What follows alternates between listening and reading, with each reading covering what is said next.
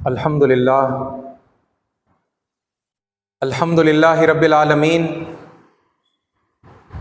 वस्सलातु वस्सलामु अला रसूलिहिल अमीन व अला आलिहि व अस्हाबिहि अजमाइन अम्मा बाद।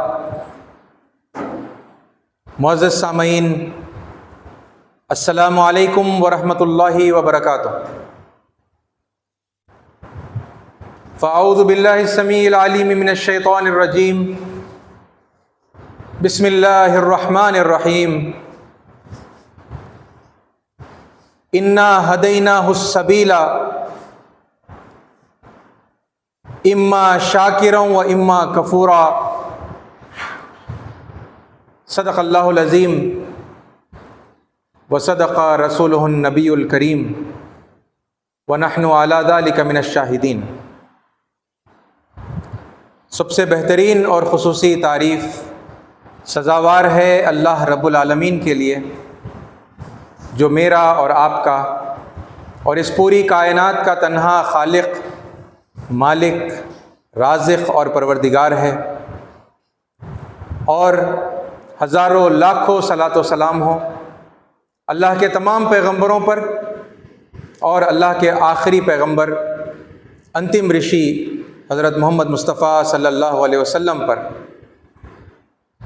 जिन्होंने अल्लाह का सच्चा पैगाम अल्लाह के बंदों तक पहुँचाया और उसका हक़ अदा किया। अज़ीज़ साथियों, हाल में मंज़र आम पर आने वाले कोलकाता रेप केस के हवाले से और इस तरह के बेशुमार रेप्स, बलात्कार और जिसे ज़िना बिल जबर कहते हैं, ये वाक़यात पर पूरे मुल्क की और दुनिया के और लोगों की इस वक्त तवज्जो मरकूज़ है। लोग चाहे जिस किसी धर्म या मज़हब या मत या बैकग्राउंड या caste, community, religious, non religious, जिस किसी ग्रोह से भी ताल्लुक़ रखते हों, वो आगे आ रहे हैं और खुलकर इन हादसों की, इन जराइम की निंदा कर रहे हैं, इनको कंडेम कर रहे हैं। 2022 के अगर आंकड़े देखे जाएं तो number of reported rape cases 31,000, एक साल में 31,000 रेप केसेस इंडिया के अंदर रिपोर्ट हुए। और 2016 के आंकड़े ये बताते हैं कि 39,000 रेप्स रिपोर्ट किए गए, जो कि हिंदुस्तान की हिस्ट्री में मैं समझता हूं कि हाईएस्ट नंबर ऑफ रेप्स है। और इस तहकीक के अंदर जो रिसर्च की गई तो बताया ये गया कि हर 15 मिनट के अंदर एक खातून का बलात्कार किया जाता है। बाज़ रिपोर्ट्स 15 मिनट्स, एवरी 15 मिनट्स, और बाज़ रिपोर्ट्स एवरी 16 मिनट्स, हर 16 मिनट में एक खातून की जो है इज्जत लूटी जाती है, ये रिपोर्ट्स बताते हैं। और मेरे प्यारे भाइयों और बहनों, हम इस बात को अच्छी तरह से जानते हैं कि हर जुर्म रिपोर्ट नहीं होता। ये तो वो स्टैटिस्टिक्स की हम बात कर रहे हैं जहाँ पर लोगों ने हिम्मत जुटाई और सोशल जो डिसऑनर होता है या समाज में जो बदनामी होती है, वो सब है ना, ख़ानदान और क़बीले और मोहल्ले और हर जगह पर, क्योंकि यानी आम तो रवैया यही है कि जिस लड़की का बलात्कार हुआ तो उसे खुद लोग गिरी हुई निगाहों से देखते हैं, ऐसा जैसा कि उसने कोई पाप किया हो, गुनाह किया हो। जबकि वो आम तौर पर तो बेकसूर होती है और ज़बरदस्ती उसके साथ ये बुरा जो है फेल किया जाता है, ये गुनाह किया जाता है। मगर उससे यानी इन तमाम हर्डल्स को ओवरकम करते हुए रिपोर्ट करने वाले ये आंकड़े है ना, number of reported cases of rape, ये अलग अलग यानी साल के अगर हम देखें तो ये आंकड़े हमारे सामने आए। यानी इसका मतलब फिर यह हुआ कि उन रेप केसेस की गिनती क्या होगी जो अमलन तो हुए हैं लेकिन जिनको किसी वजह से रिपोर्ट नहीं किया गया। ये जो नंबर है ये डबल भी हो सकता है, 39,000, उसका डबल भी हो सकता है, उसका ट्रिपल भी हो सकता है, उसका 4 गुना ज्यादा भी हो सकता है। बहरहाल हम नहीं जानते, लेकिन ये अंदाजा बखूबी हम लगा सकते हैं कि आम तौर पर नंबर ऑफ क्राइम्स जो रिपोर्ट किए जाते हैं वो बस एक फ्रैक्शन होता है, एक छोटा सा है ना हिस्सा होता है, परसेंटेज होता है उन तमाम जराइम का जो असल में जो है रोनुमा होते हैं। यानी इससे फिर अंदाजा ये होता है कि हर 7.5 मिनट में एक, या हर 3.5-4 मिनट में एक, या मुमकिन है कि हर 2 मिनट में एक रेप हमारे मुल्क के अंदर जो है होता है। बेटी, बहन, वो किसी की बीवी भी हो सकती है, किसी की बहू हो सकती है, वो कितने अनसिक्योर्ड हैं, वो कितने असुरक्षित हैं, है ना, ये बात हमारे सामने आती है। निर्भया, आफिया, और अब ये होने वाला कोलकाता में और दूसरे मकामात के ऊपर, अयोध्या में, इधर उधर है ना, बहुत सारे मकामात की ऐसी खबरें आ रही हैं। भाई साथियों, ये एक बहुत बड़ा जुर्म है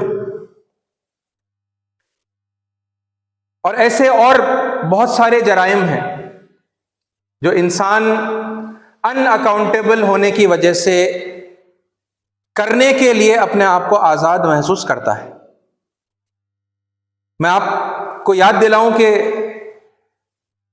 वो जो बुनियादी फिक्रा है, वो जो फंडामेंटल एक आइडियोलॉजी है बुनियादी, जो इंसान को बुराइयों से रोकते हुए अच्छाइयों की तरफ उभारने का काम करती है ना, हम उसकी तरफ लोगों की तवज्जो दिला रहे हैं, लोगों को इनवाइट कर रहे हैं, उनको दावत दे रहे हैं, है ना। जो रूट है, जो जड़ है, जो अगर वहां से दुरुस्तगी अगर पैदा कर दी जाए, उसे अगर ठीक कर दिया जाए, तो फिर यही नहीं बल्कि और बहुत सारे गुनाह जो हैं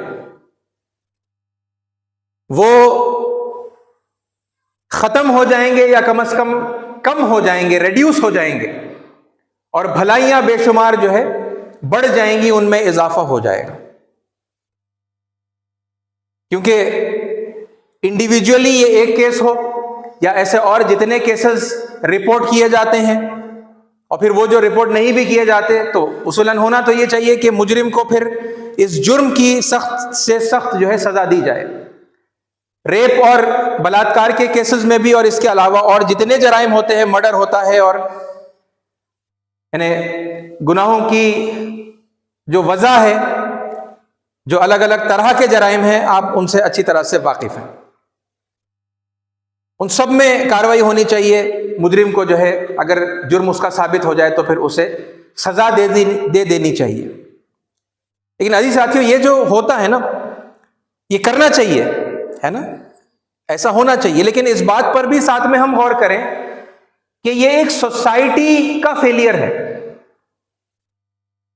ये उस एक फर्द का गुनाह तो जरूर है जिसने ये गुनाह किया या ये जुर्म किया, लेकिन ये बहैसियत एक सोसाइटी, ये हमारा कलेक्टिव फेलियर है कि हम एज अ सोसाइटी अपनी बेटियों की हिफाजत नहीं कर सके,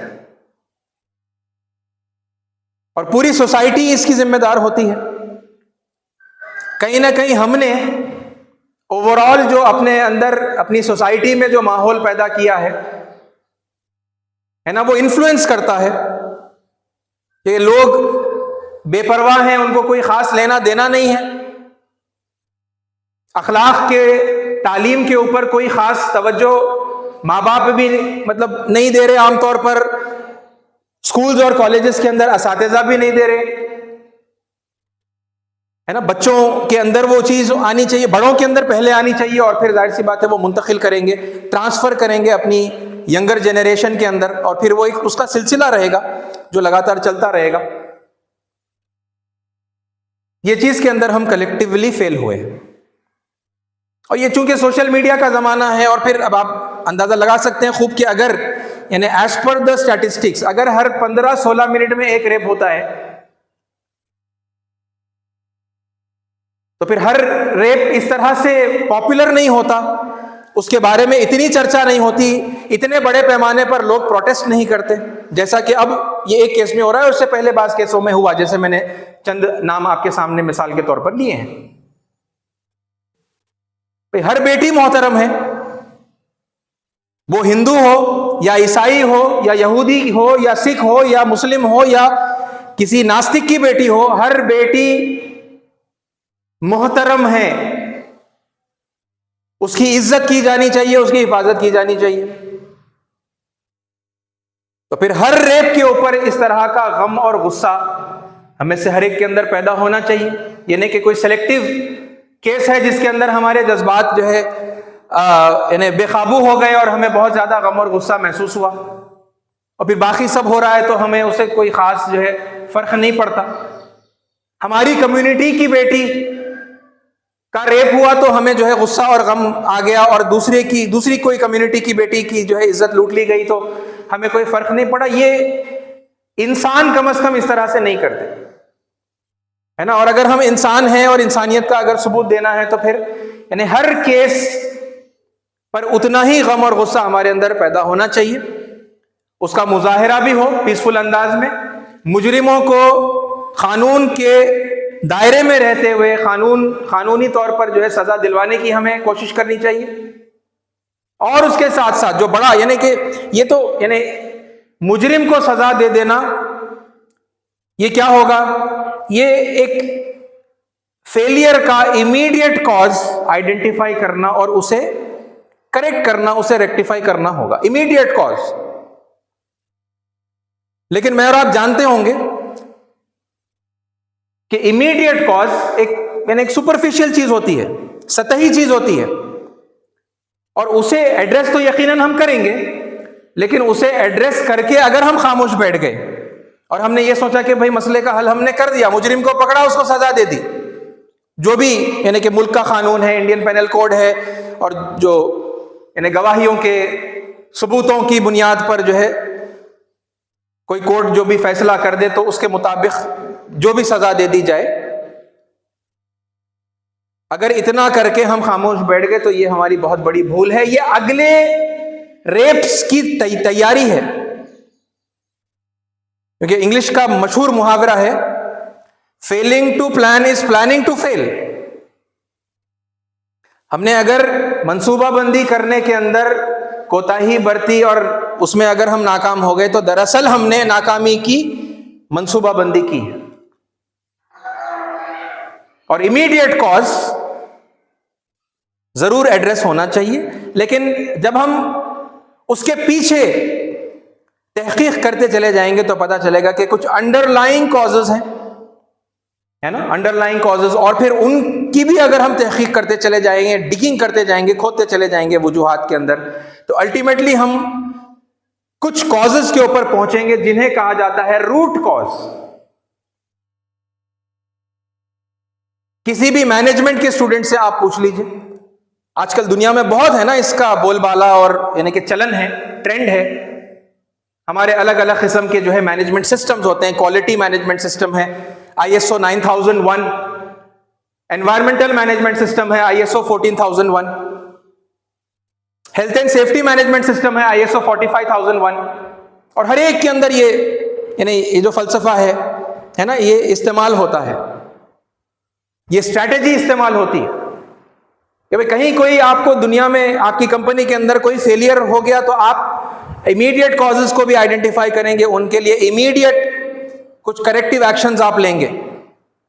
लेकिन इतना करके खामोश बैठना नहीं है, बल्कि हमें करना क्या है, हमें अंडरलाइंग कॉजेज और रूट कॉजेज तक जो है तहकीक करनी है।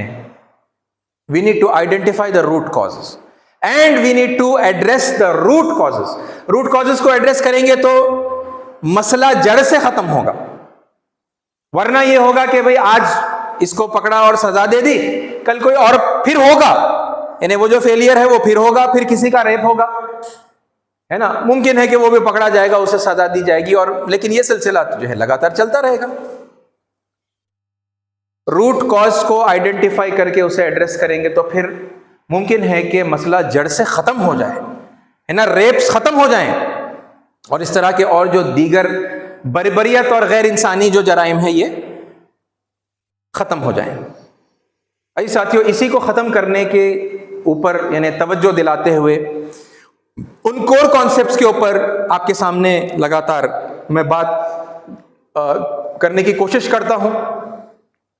मुसलमानों के अंदर अकाउंटेबिलिटी का तस्वुर क्यों खत्म हुआ, वो क्या है ना बुनियादी बन गए हैं वो बातिल तस्वुरात, जिनकी वजह से आम तौर पर बहुत सारे मुसलमान बद अखलाक हो गए हैं, है ना, और गुनाह करते हैं, जराइम करते हैं, और ऐसे वाक़यात के अंदर वो भी मुलविस होते हैं। और कुरान मजीद से उनको कंडेम करते हुए जो सही तस्वुर है वो मैंने आपके सामने रखा।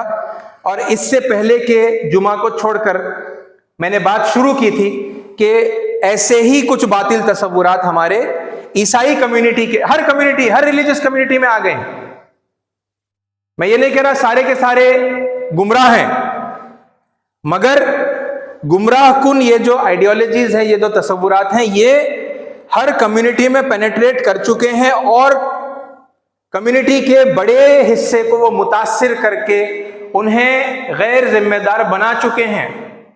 दे have become irresponsible because they think that they are not going to be accountable, है ना, उनसे कोई हिसाब किताब नहीं लिया जाएगा। Everything has been taken care of. सारे जो पाप हैं, सारे जो गुनाह हैं, उनकी सेटिंग हो गई है ना, उनका जो मामला है वो निपटा दिया गया है। जो पिछले पाप हैं और जो मैं आइंदा करने वाला हूं, everything has been taken care of. I don't need to worry, है ना। मेरा जो अल्टीमेट अंजाम होगा वो मरने के बाद स्वर्ग में जाऊंगा, पैराडाइज में जाऊंगा, जन्नत में जाऊंगा, मुझसे हिसाब किताब नहीं लिया जाएगा। ये है ना, ये तस्वुर हर जगह पर पाया जाता है। ईसाइयों के अंदर ये तस्वुर बहुत यानी बड़े पैमाने पर बहुत गहरी जड़ें पकड़ चुका है ना, और उसको बाइबल की ही रोशनी के अंदर करेक्ट करने की बातें मैंने आपके सामने रखी थी। ओरिजिनल सिन है ना, ये कि वो जो सबसे पहला आदमी और फिर उन्हीं में से उनका जो जोड़ा बनाया गया, एडम एंड ईव या आदम और हव्वा अलैहिमुस्सलाम, मुसलमान उन्हें कहते हैं शिव और पार्वती या शंकर और पार्वती, आदि दंपत हमारी जो हिंदू कम्युनिटी है उन्हें पुकारती है ना। तो उनके ताल्लुक से ईसाइयों का तस्वुर ये है, बहुत सारे ईसाइयों का, कि उन्होंने खुदा की नाफरमानी की। जब उन्हें क्रिएट किया गया, उन्हें स्वर्ग और यानी कि पैराडाइज में रखा गया, और फिर वो जो गुनाह उन्होंने किया, उस गुनाह को लेकर हर इंसान पैदा होता है, क्योंकि उन्होंने किया था और बाकी अब जितने इंसान पैदा हो रहे हैं वो उन्हीं की औलाद हैं, है ना। तो वो ओरिजिनल सिन हर इंसान के अंदर होता है, वो गुनाह के साथ ही पैदा होता है ना।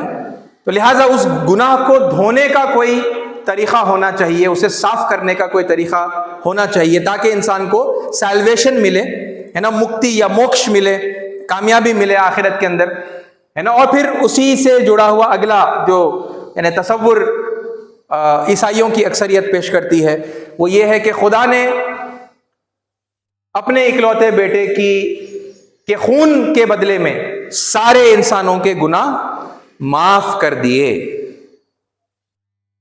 है ना। All the sins of people have been forgiven through the blood of Jesus.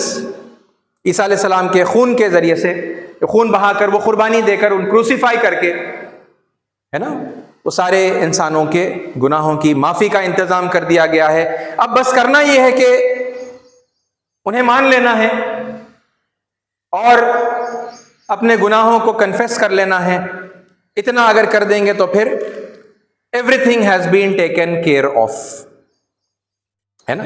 बहरहाल इसकी कुछ तफसील मैंने आपके सामने उस मौके पर रखी थी, ओरिजिनल सिन के हवाले से और ब्लड ऑफ जीसस के जरिए से जो माफी का इंतजाम है ना, उसके हवाले से।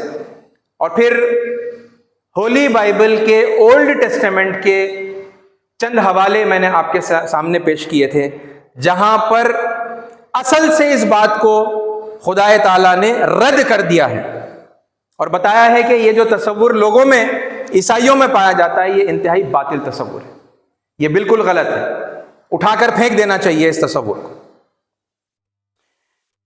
उन्हीं को रिकॉल करते हुए हम आगे बढ़ेंगे। ड्यूट्रोनॉमी का चैप्टर नंबर 24 है, उसका वर्स नंबर 16 के अंदर कहा गया, parents are not to be put to death for crimes committed by their children. एक एक लफ्ज गौर करने का है। वालिदैन को सजाए मौत नहीं दी जाएगी उन जराइम की वजह से जो उनकी औलाद ने की है। यानी इमीडिएट एक रिलेशन की बात हो रही है, पेरेंट्स हैं और उनके बच्चे हैं, चिल्ड्रन हैं, वालिदैन हैं, उनके बच्चे हैं। वालिदैन को सजा नहीं दी जाएगी, सजाए मौत, उनके औलाद के जराइम की वजह से, ठीक है। And children are not to be put to death for crimes committed by their parents, और औलाद को सजा नहीं दी जाएगी, उन्हें सजाए मौत नहीं दी जाएगी उन जराइम के लिए जो वालिदैन ने कमिट किए हैं। कितनी वाज़ेह बात है, कितनी क्रिस्टल क्लियर ये बात है। और आगे देखिए, people are to be put to death only for a crime they themselves have committed. लोगों को उसी जुर्म की सजा दी जाएगी जो उन्होंने खुद किया है, जो उन्होंने खुद किया है। यानी किसको किसकी सजा नहीं दी जाएगी ये पहले बताया गया, और फिर उसके बाद में ये और वाज़ेह कर दिया गया कि जो इंसान गुनाह करेगा, जुर्म करेगा, उसी को उसके जुर्म की सजा दी जाएगी। ये ड्यूट्रोनॉमी से आपके सामने रखा। और एक यानी ऐसी ही बात है, बस उसका रेफरेंस थोड़ा सा डिफरेंट है। एजेकियल चैप्टर नंबर 18, उसमें versus number 18 to 20। His father, on the other hand, cheated and robbed and always did evil to everyone. उसका जो बाप था, उसने लोगों को चीट किया, उन्हें धोखा दिया, रॉब्ड, चोरी की, and always did evil to everyone, और सबके साथ बुरा अमल किया, सबके साथ शैतानी की। And so he died because of the since he himself had committed. लिहाजा वो मर गया, यानी उसे सजा दी गई, उसे जहन्नुम में डाल दिया गया, क्योंकि उसने खुद गुनाह किया था, उसके खुद के गुनाहों की वजह से उसे जहन्नुम में डाल दिया गया, उसे मौत दे दी गई। आगे कहा गया, बट यू आस्क, लेकिन तुम लोग पूछते हो, why shouldn't the son suffer because of his father sins. बेटे को तकलीफ क्यों नहीं दी जाए? बाप ने गुनाह किया था ना, बेटे को क्यों जो है उसका खुमियाजा भुगतना नहीं चाहिए? द आंसर इज दैट, लोगों का एतराज, लोगों में पाई जाने वाली बिलीफ उस जमाने में भी पाई जाती थी, आज भी पाई जाती है ना। आप ये देखेंगे पैटर्न, गुमराही भी जो पुराने लोगों में पाई जाती थी वही गुमराही आज के लोगों में पाई जाएगी, है ना। और हिदायत और सच्चाई की जो बातें जो पहले बताई गई थी वही आज भी हिदायत और सच्चाई की बातें आज भी हैं। बहरहाल द आंसर इज दैट, इसका जवाब क्या है? भाई बेटा क्यों सफर नहीं करे, बाप ने तो गुनाह किया था ना। इसका जवाब यह है that the son did what was right and good. इसका जवाब यह है कि बेटा हमेशा रास्तरो था, वो रास्तबाज था, राइचियस था, और उसने हमेशा भलाई की। ही केप्ट माई लॉज, उसने मेरे कानून की पाबंदी की। एंड फॉलोड देम केयरफुली, और उसने मेरे कानून की बहुत यानी एहतियात के साथ में जो है इत्तिबा की। And so he will certainly live, तो इसीलिए लिहाजा वो यकीनन जिएगा, यानी वो जन्नत में जाएगा। ही विल एंटर पैराडाइज, यानी ये ताबीरी यानी जो लिसान होती है ना, पैराबल्स में बात हो रही है, तो यहां मौत का मतलब जो है जहन्नुम है, और लाइफ या जिंदगी का मतलब जो है वो जन्नत है, पैराडाइज। तो बेटा चूंकि नेकोकार है, उसने हमेशा भलाइयां की हैं, हमेशा गॉड ऑलमाइटी के जो है कानून की पाबंदी की है, बहुत एहतियात की है ना, इत्तिबा करने में, तो लिहाजा वो कामयाब होगा, वो जन्नत में जाएगा। It is the one who sins who will die, वो जो गुनहगार है वही मरेगा, उसी को सजा दी जाएगी, वही जहन्नुम में जाएगा। A son is not to suffer because of his father's sins. किसी बेटे को कोई सजा भुगतने की जरूरत नहीं है क्योंकि उसके बाप ने गुनाह किया था, उसके बापों की गुनाह की वजह से। Nor a father because of the sins of his son, न किसी बाप को कोई ऐसे गुनाहों की सजा भुगतनी है जो उसके बेटे ने किए हैं। Good people will be rewarded for doing good, इतनी साफ बात है ना अल्लाह के कलाम में। Good people will be rewarded for doing good, अच्छे लोगों को उनके अच्छे आमाल करने का रिवॉर्ड दिया जाएगा। And evil people will suffer for the evil they do, और वो जो शैतानी मिजाज के है ना, बुरे मिजाज के जो लोग हैं, उन्हें अपने बुराइयों के नतीजे में उसका नुकसान, उसकी सजा भुगतनी पड़ेगी। यानी अभी तक मैंने आपके सामने ये रिपीट किया है, इससे पहले भी आपके सामने रखा था, लेकिन चूंकि वक्त कम था मैंने बस रेफरेंसेस यानी पढ़ दिए थे आपके सामने।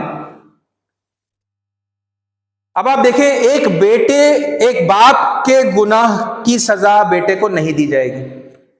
तो ओरिजिनल सिन का जो कॉन्सेप्ट है आप उसको जहन में रखते हुए जायजा ले रहे हैं, है ना। होली बाइबल क्या कह रहा है? लोगों में, क्रिश्चियंस में यह तसव्वुर पाया जाता है, लेकिन क्रिश्चियंस जिस किताब को बिलीव करते हैं उस किताब के अंदर जो है क्या तालीम दी गई। तो अब आदम अलैहिस्सलाम ने गुनाह किया था, हर इंसान, हर पैदा होने वाला इंसान, क्योंकि वो इंसानियत के बाप हैं, हर पैदा होने वाला इंसान उस गुनाह को लेकर पैदा होता है। लिहाजा मतलब वो चूंकि गुनहगार है तो फिर उसको सजा मिलेगी, ये तसव्वुर। और दूसरा कि सारे लोगों के पापों की सजा खुदा ने अपने बेटे के खून को बहा, बेटे को सजा देकर, है ना, या बेटे के कुर्बानी देकर लोगों के गुनाहों की सजा अपने बेटे को दे दी, यानी ईसा अलैहिस्सलाम को, जीसस को। ये दोनों तसव्वुरात यहां से बातिल साबित हो रहे हैं।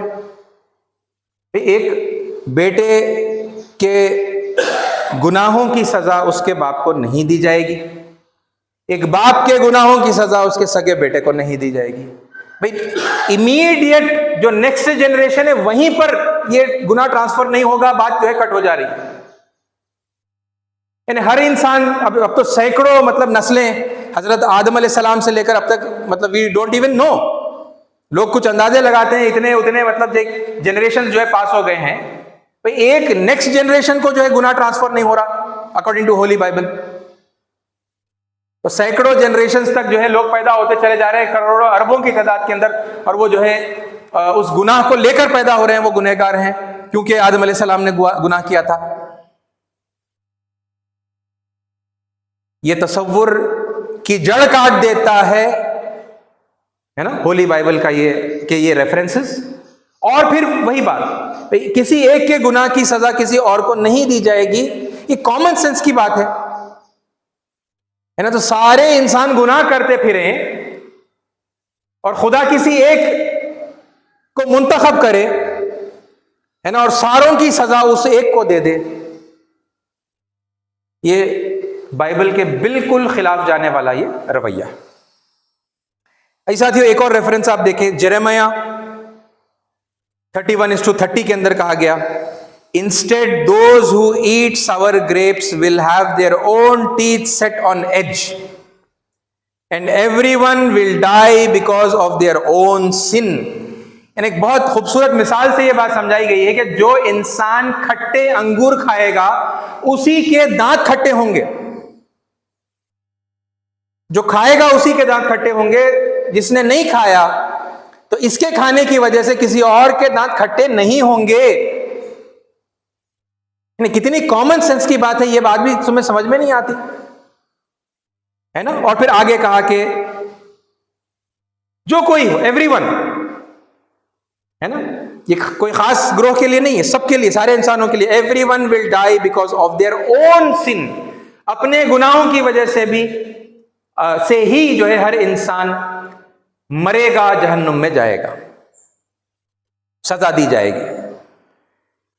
और फिर एक आखिरी रेफरेंस इस हवाले से आप सुन ले, ये ओल्ड टेस्टामेंट के रेफरेंसेस हैं, है ना, दलाइल हैं जो मैं आपके सामने पेश कर रहा हूं। ये 2 Chronicles chapter number 25 verse number 4 के अंदर आया है, he did not however execute their children, उसने मगर उनके बच्चों को कत्ल नहीं किया, सजाए मौत नहीं दी, बट लेकिन followed what the Lord had commanded in the law of Moses, बल्कि उसने उस कानून की पैरवी की जो जिसे रब ने मूसा अलैहि सलाम के कानून के अंदर जो है बयान किया था। वो क्या था? Parents are not to be put to death for crimes committed by their children and children are not to be put to death for the crimes committed by their parents। वही बात है, फिर बताई गई एक अलग मौके पर बताई गई एक अलग वाकया हो रहा था, है ना। तो उसने क्या किया? उसने औलाद को सजा नहीं दी।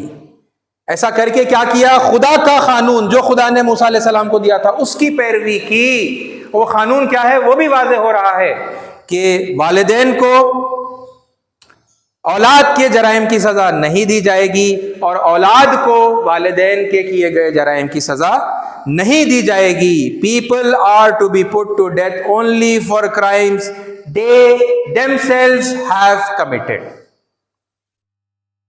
लोगों को बस उन्हीं जराइम की, उन्हीं गुनाहों की सजा दी जाएगी जो उन्होंने खुद किया है, खुद किया है।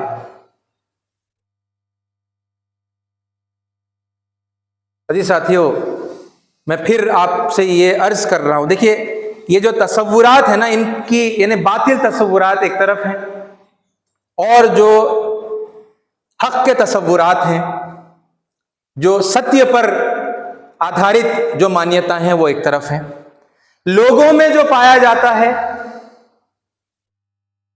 वो बातिल है, खुदा की किताब में जो पाया जाता है वो हक है ना। तो लोगों की बिलीफ्स को हम उससे कंपेयर कर रहे हैं जो खुदा की किताब के अंदर पाया जाता है, और ये कंपेयर करने से पता चल रहा है कि क्रिश्चियंस के अंदर ये पाई जाने वाली जो बिलीफ है कि ओरिजिनल सिन को लेकर इंसान पैदा होता है और फिर वो सारे गुनाहों की जो है तलाफी हो गई, क्योंकि खुदा ने जो है मसीह के, ईसा अलैहि सलाम के जो है खून को बहाकर सबके गुनाह माफ कर दिए। ये तसव्वुर कंप्लीटली कंडेम हो रहा है होली बाइबल के ओल्ड टेस्टामेंट के इन रेफरेंसेस से, क्योंकि वो तसव्वुर क्या करता है? ऐसे ही वाकयात को फरोग देने के अंदर डायरेक्टली या इनडायरेक्टली लोगों को जो है मदद करता है। ये बर्बरियत भरे वाकयात, ये बहनों की, बेटियों की इस्मतें लूट लेना, बच्चों को जो है रेप कर देना, जेंडर का ख्याल करे बगैर कई मर्तबा मर्द बच्चों की जो है इस्मत दरी हो जाती है, उनको रेप कर दिया जाता है, और इस जैसे और जितने दरिंदगी के जो हरकतें हैं, दरिंदों वाले जो हरकतें हैं, इनह्यूमन है ना जो प्रैक्टिसेस हैं, बारबेरिक जो क्राइम्स हैं, उसकी छूट मिल जाती है ना। ये तसव्वुर, बातिल तसव्वुर क्या करता है, उसकी छूट दे देता है। भाई तुम्हें चिंता करने की कोई बात नहीं है, सारे गुनाह जो तुमने अब तक किए हैं, जो आज कर रहे हो, जो आइंदा करने वाले हो, सबकी माफी हो गई। अरे भाई माफी हो गई, अच्छा फिर भी अब ये साथ में कहा जाता है ना, still you should behave in a morally responsible manner.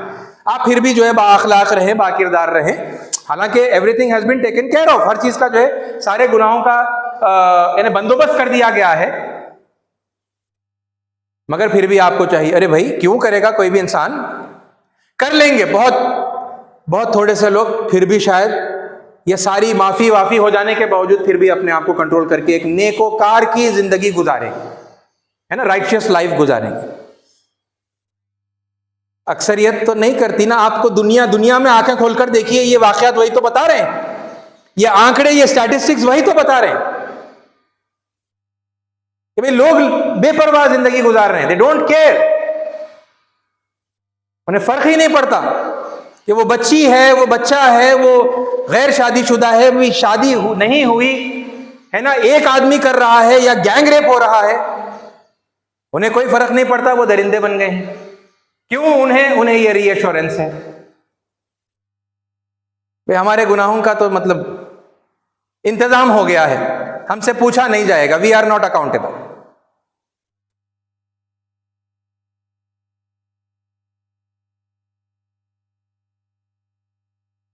जबकि फिर प्रेजेंटेशन जब करते हैं ना लोग इस तसव्वुर का, तो बताते हैं देखो खुदा कितना प्यारा है, हमारा खुदा कितना मोहब्बत करने वाला है, तुम्हारा खुदा कितना जलाली है, कितना गुस्से वाला है तुम्हारा खुदा, कितना छोटा दिल है तुम्हारे खुदा का, देखो किसी को माफ ही नहीं करता। हमारा खुदा देखो कितना बड़ा दिल है उसका, सबको अपना लिया उसने, सबके गुनाह माफ कर दिए, अपनी सबसे महबूब चीज, अपनी चहतीली, अपने चहीते बेटे, अपने इकलौते बेटे को अल्लाह ताला ने जो है कुर्बान कर दिया। कितना प्यारा खुदा है, कितना महबूब मोहब्बत करने वाला खुदा है। प्रेजेंटेशन में ये आ रहा है भाई, उसकी वजह से फिर अखलाक के ऊपर क्या असर पड़ रहा है, वहां पर अखलाक की कोई बात नहीं, वो तवज्जो ही नहीं है। यानी जो जिस चीज के लिए दीन दिया गया था लोगों को, रिलीजन, धर्म, वे ऑफ लाइफ, आप कुछ भी कहें, वो था कि हम अच्छे इंसान बने, हम बाअखलाक हों, बाकिरदार हों, अपने लिए, अपने अतराफ रहने वाले जितने लोग हैं उन सब के लिए, नेचर के लिए, झाड़ पौधों के लिए, और चरिंद और परिंद और दरिंद के लिए, उन सब के लिए रहमत बनाने के लिए दीन दिया गया था। उसी चीज से जो है लोगों ने डिस्कनेक्ट कर दिया। रिलीजन बाकी है, रिलीजियस टीचिंग्स बाकी हैं, खुदा के नाम से झूम रहे हैं, नमाजें हो रही हैं, पूजाएं हो रही हैं, है ना, चर्चेस के अंदर मासेस हो रहे हैं, लेकिन अखलाक के ऊपर शायद ही किसी के जो है कोई फर्क पड़ रहा है।